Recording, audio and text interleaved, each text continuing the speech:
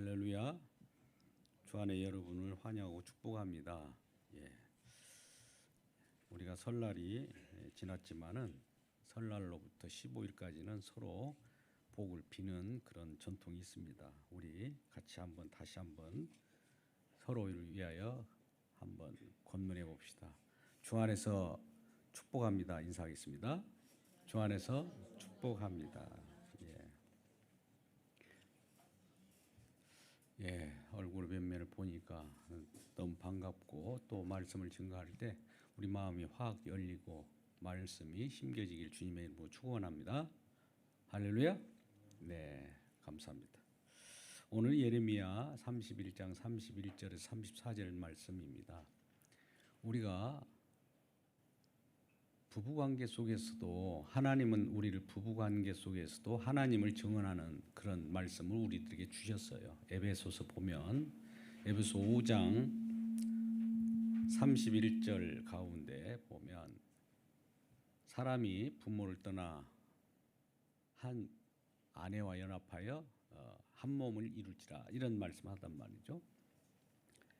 이제 각 사람들은 한 몸이 되기 위하여, 즉 예수 그리스도와 연합하기 위해서 우리가 이 땅에 살아가는 겁니다. 사실은 부부 생활이라는 것은 예수 그리스도를 섬기기 위하여 부부 생활이 있는 겁니다. 분명히 우리 주님께서는 아내의 머리는 남편이요 남편의 머리는 주님이라고 했어요. 그러니까 가장 위에는 주님이 계신 가운데 부부 생활을 해야 되는 것이죠. 부부 관계도 마찬가지입니다. 그래서 우리 가정도 우리 주님의 은혜 가운데 생활해야 이거 하나님이 원하는 생활이지, 주님 없이 그냥 가정 생활, 가정 행복을 위한다면 하나님이 그것을 가만히 내버려 둘까요? 여러분, 우리 주님 없이 사는 삶은 정말 생명 없고 생명이 흐르지 않기 때문에 죽어 있는 생활입니다. 왜 그럴까요? 우리 주님은 생명의 주님이셔서 우리 주님께서 처음에 생명의 원천이 되셔서 우리들에게 생명을 공급하기 때문입니다. 그래서 우리는 각자 가정생활이나 부부생활 속에서 주님의 생명을 받고 그 생명을 나누고 사랑을 나누는 관계 속에 살아가는 겁니다. 근데 우리 이스라엘 백성들에게도 이러한 하나님을 미리 알려주었어요.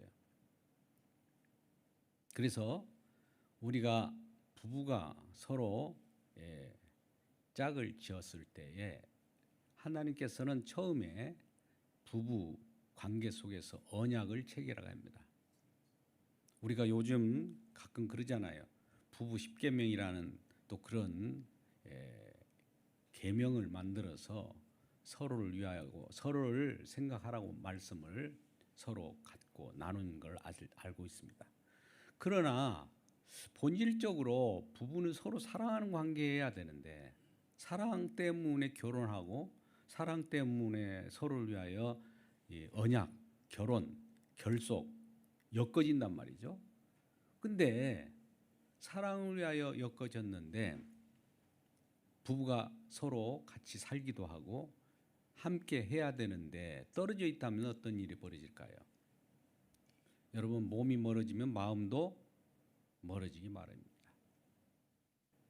그래서 관계의 언약을 맺었는데 서로 살지는 못한단 말이죠. 멀리 떨어져서 상대방을 생각하고 그리워한들 그것이 제대로 이루어지겠습니까?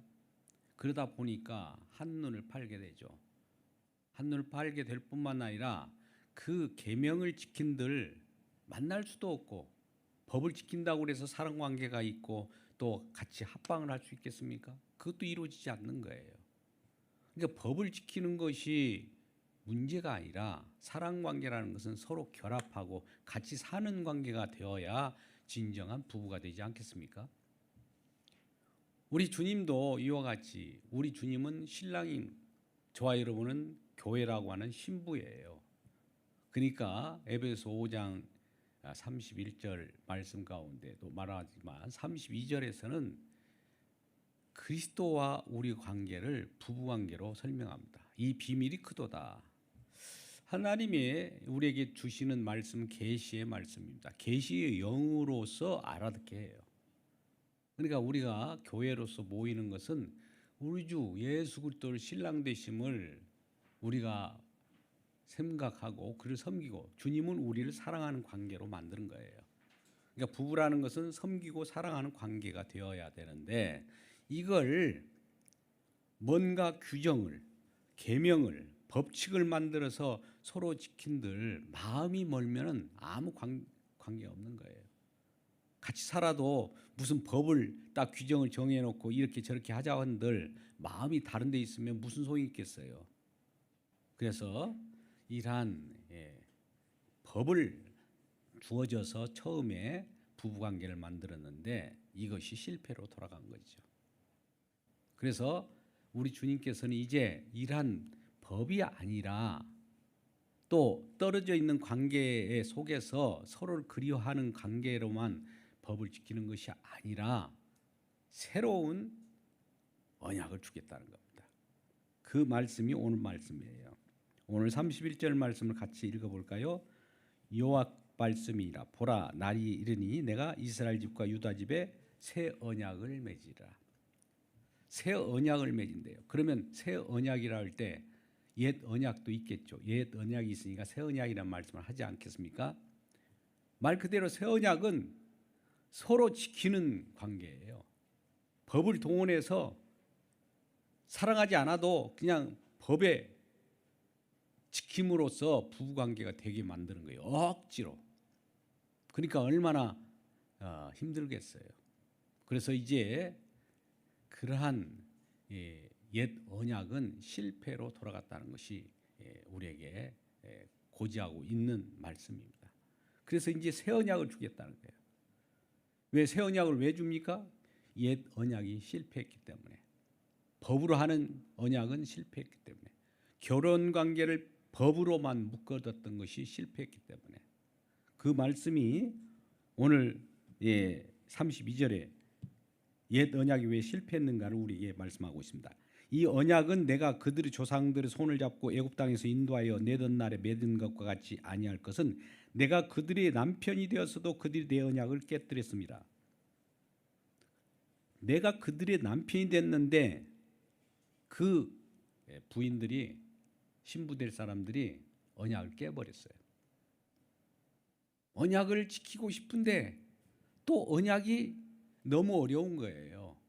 부부가 되려고 하면은 사랑 관계가 되어야 되는데 사랑 관계가 되기 위해서 부단히 이걸 지키고 저걸 지키고 규칙을 만들어서 이렇지 않으면 나는 너와 상관하지 않겠다라고 해버리니까 부부관계가 되지 않는 거죠. 너무 힘든 거예요. 오늘날도 여러분 그렇습니까? 부부 중에 당신이 이렇게 하지 않으면 나 당신 안 볼 거야. 이런 사람도 있잖아요. 오늘 말씀을 잘 들어보시기 바랍니다. 먼저 사랑이 열리면 사랑이 우리에게 들어오면 모든 거 열리게 되는 거예요. 법을 들이대면서 이렇게 하면 저렇게 하면 조건을 내세운들 부부관계가 되지 않습니다. 마음은 뭔데요? 마음이 멀어져 버리면 아무 상관없어요. 마음이 중요한 거예요. 진정한 마음을 서로 나누는 부부가 되시길 주님의 이름으로 축복합니다. 할렐루야. 그래서 이 언약을 깨뜨렸다. 어떤 언약을 깨뜨렸어? 법을 지킬 수 없는 법을 줬는데 법을 지킬 수 없으니까 언약을 깬 거죠. 법을 어긴 거죠. 법을 어기는 것이 뭡니까? 구약에서는 그걸 율법이라고 합니다. 옛 언약은 율법이에요. 율법입니다. 율법이 한두 가지가 아니에요. 율법이 작게는 613가지예요. 또 더 축약하면 10계명입니다.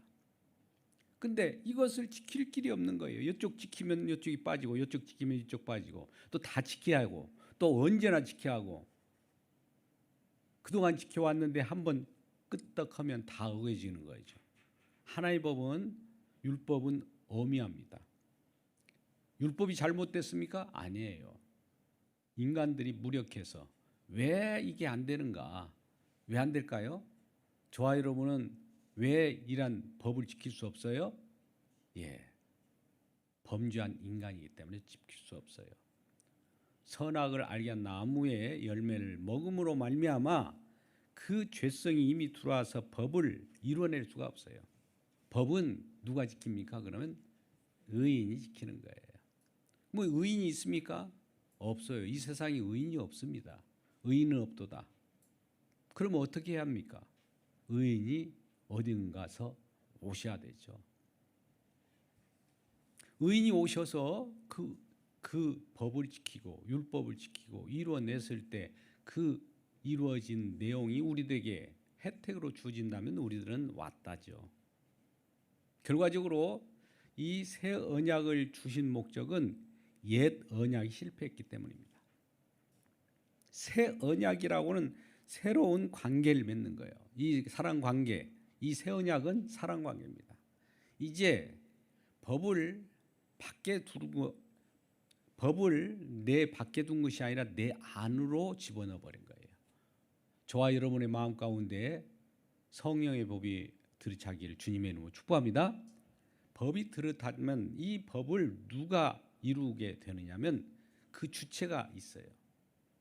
그걸 우리 주님이 이루십니다.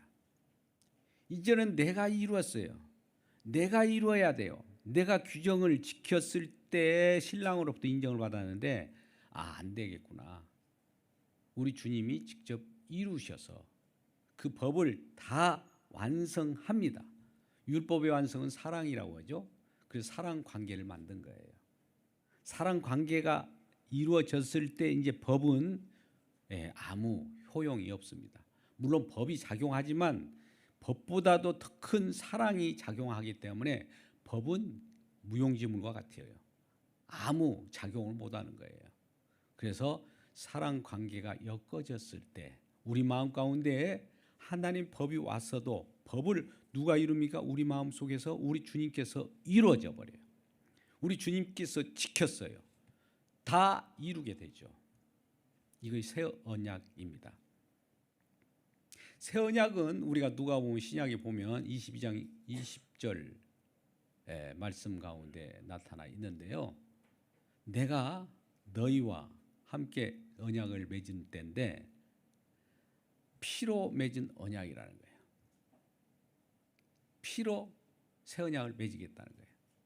그래서 피로 붓는 언약이. 이 피가 왜 그렇게 우리에게 새 언약으로 우리에게 들어올까? 피는 저와 여러분 허물을 덮어주는 거예요.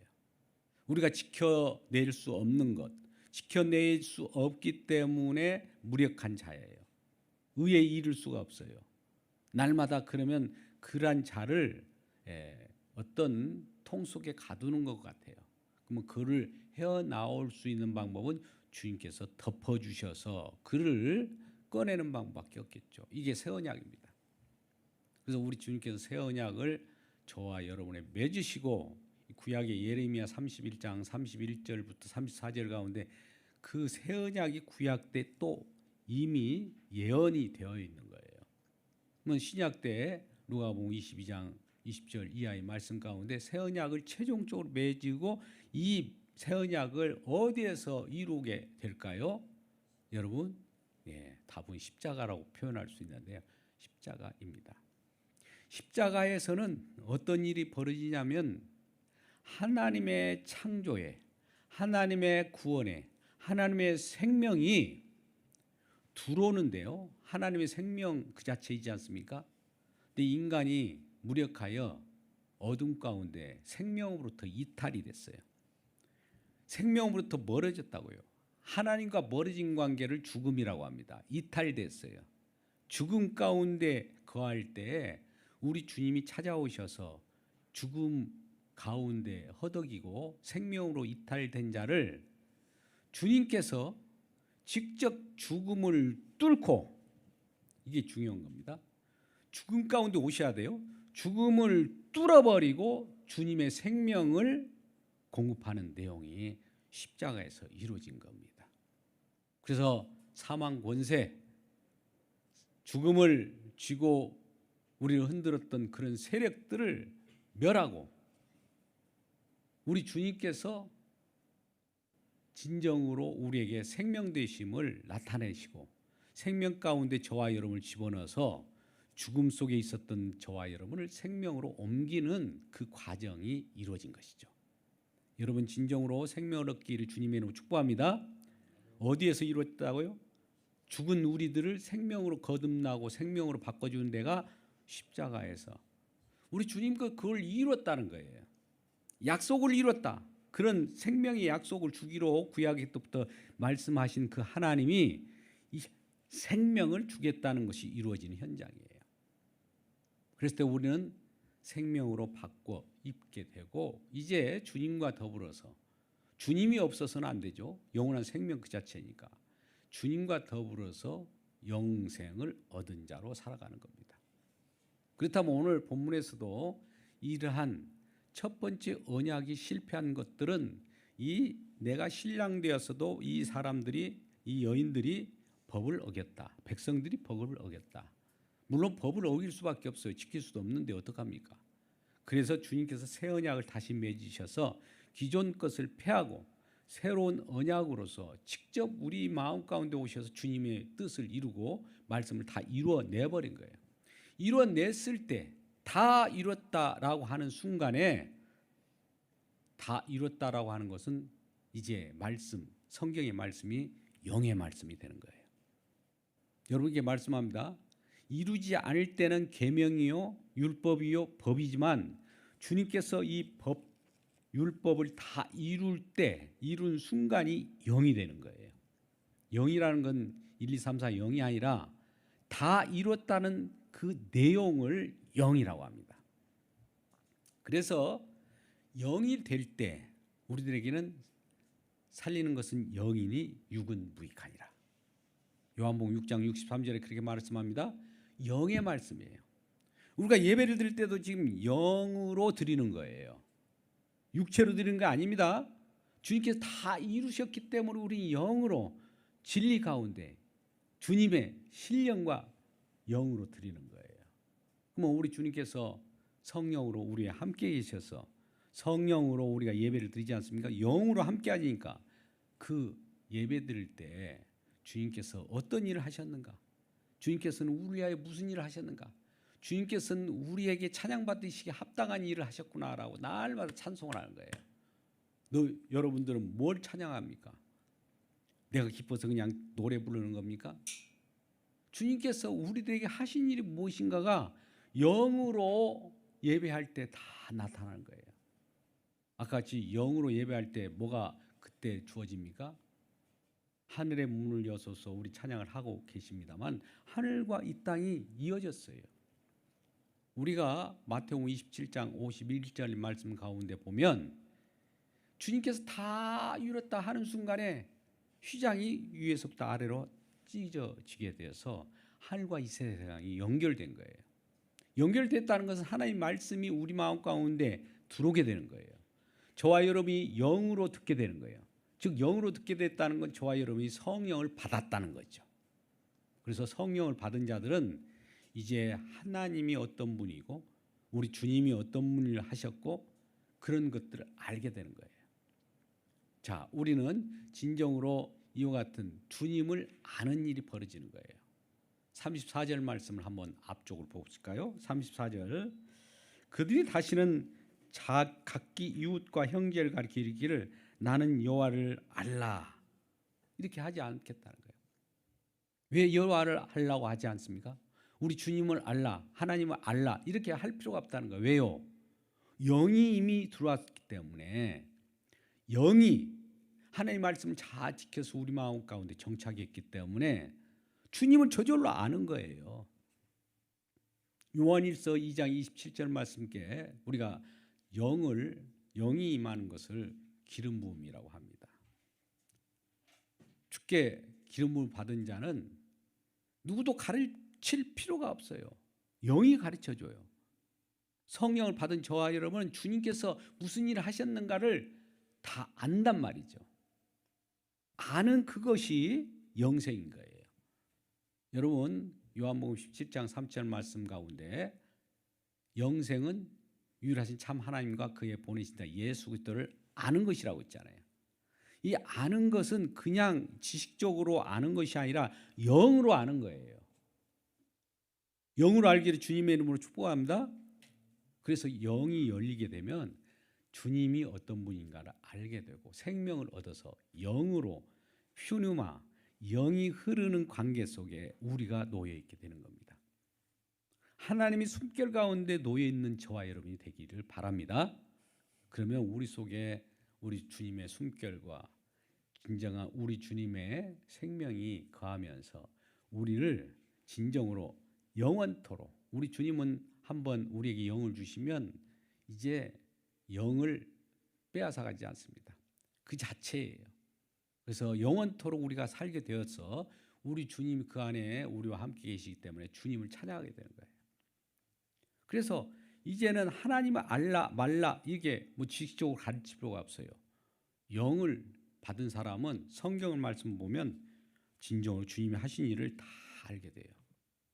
그래서 날마다 주님께서 나를 위하여 또는 나 때문에 어떤 일을 하셨는가도 알게 되고, 그러면 나 때문에 우리 주님께서 일을 하셨는데 그러면 우리는 어떤 일을 해야 될 것인가? 그 일을 수행한 우리 주님을 찬양하는 백성으로 만드신 거예요.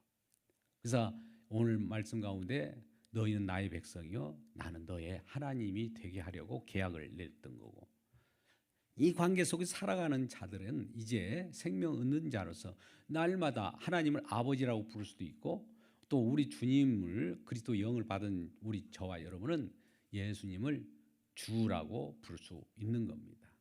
성령을 받았기 때문에 그래요. 성령을 받지 않으면 주님이라고 하지 않습니다. 우리 고린도전서 12장 3절 말씀 가운데 보면 성령이 아니고서는 예수를 주라고 할 수 없다고 그래요.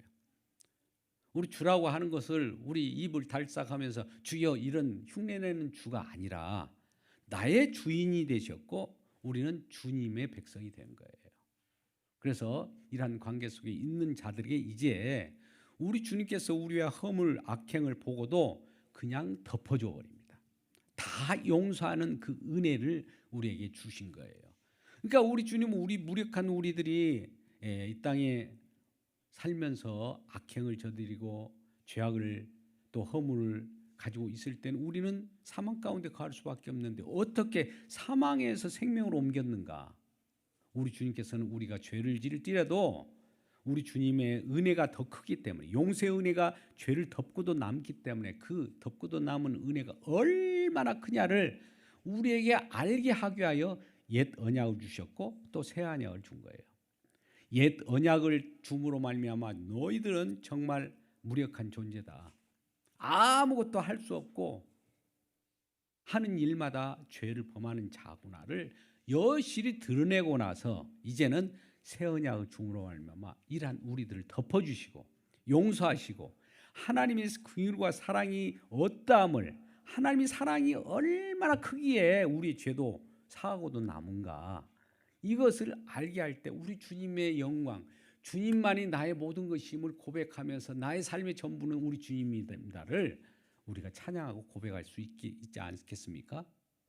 그래서 오늘 34절 하반절 말씀 가운데 보면 악행을 저지른 우리들, 그들이 악행을 사하고 다시는 그 죄를 기억하지 아니하리라.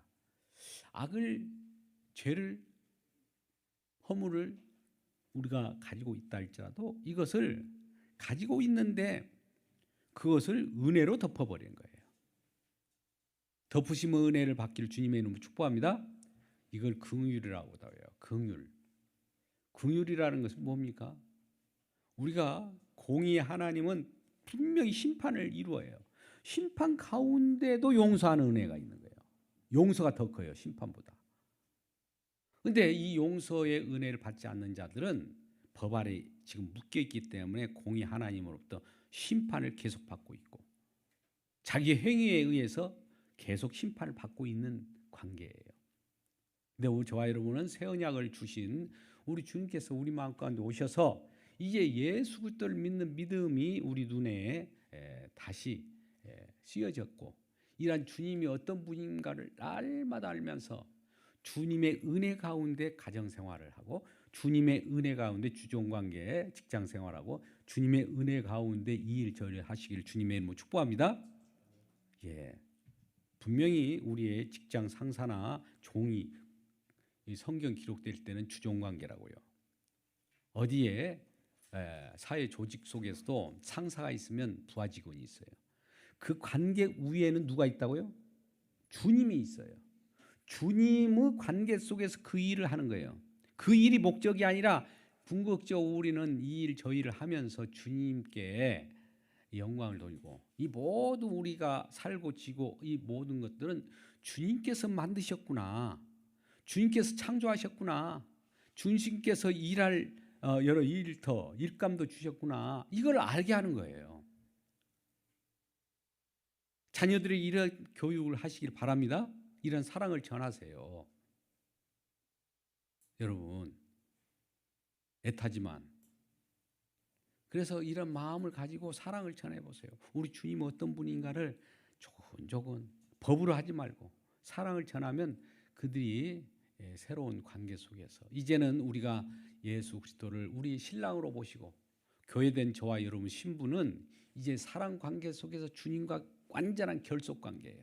이거 떨어질 수 없어. 이 사랑은 누구도 다른 어떤 피조물도 이 사랑에서 끊을 자 없느니라.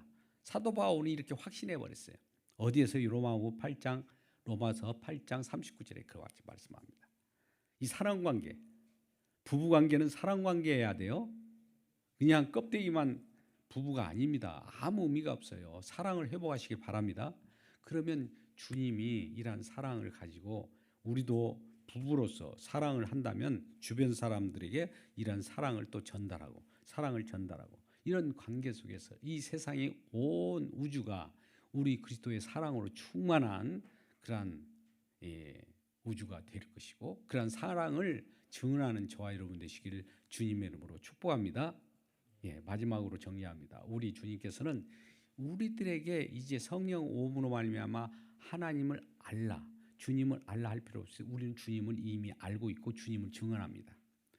두 번째는 이러한 사랑 속에서 있을 자들에게는 모든 죄악이 다 용서받았다는 거예요.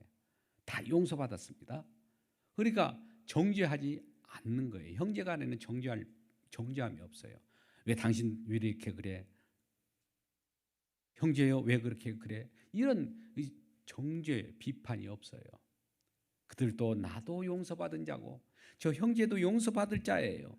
나도 큰 그 엄청난 용서를 받았는데 누구를 내가 비판한단 말입니까? 그래서 오히려 형제를 오히려 나도 용서받은 자예요. 형제도 주님께서 용서받기를 원합니다. 긍휼을 베풀어 주세요. 이렇게 기도하는 자가 되는 거죠. 이런 기도하고 우리 주님의 은혜를 그대로 전하는 저와 여러분 되시기를 주님의 축복합니다. 기도하겠습니다. 아버지 하나님 감사합니다. 주님의 은혜가 얼마나 큰가를 우리가 알게 하여 주시고 오늘 또 새 언약의 생명이 우리 가운데 작용되게 하여 주셔서 그리스도께서 우리를 위하여 자기 자신을 드려서 죽음에서 우리를 해방하게 하시고 생명길로 인도하시는 그 사랑을 우리가 날마다 경험합니다. 이러한 경험할 때 우리는 이 땅에 겉사람은 날로 후패하여 사라질지라도 영원한 생명이 우리 가운데 임하였으므로 우리는 더 이상 더 얻을 것도 없고 주님과 함께 사는 것이 가장 행복합니다.